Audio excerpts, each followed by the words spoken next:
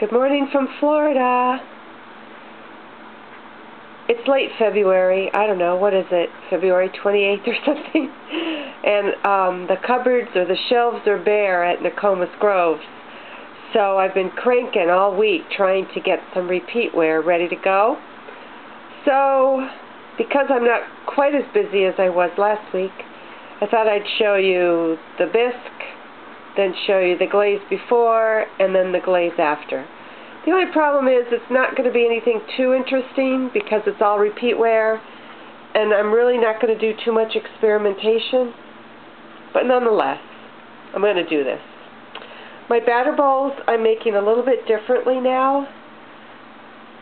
I found they weren't really selling as well as other things, and I've had a couple of requests for bowls without handles, and I'm going to assume that the reason for that is when you get them in your cupboard, this makes a lot more sense than having handles on them. So they'll be more functional. I made them a little bit bigger. It's 2.5 pounds of clay, and they're 4 inches tall by 7 inches wide in diameter at the rim. So that's my new batter bowl with a nice lip that goes way down so it won't dribble. Trinket keepers. You know, they weren't really selling as well, again, as other things. And then all of a sudden somebody came in and bought 4.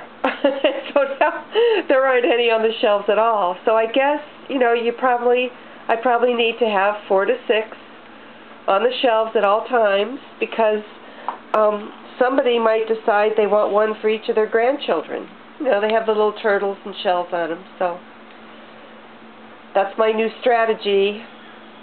Couple of chili bowls. Of course, salsa servers. I have 4 bisque fired. I wish I had 10.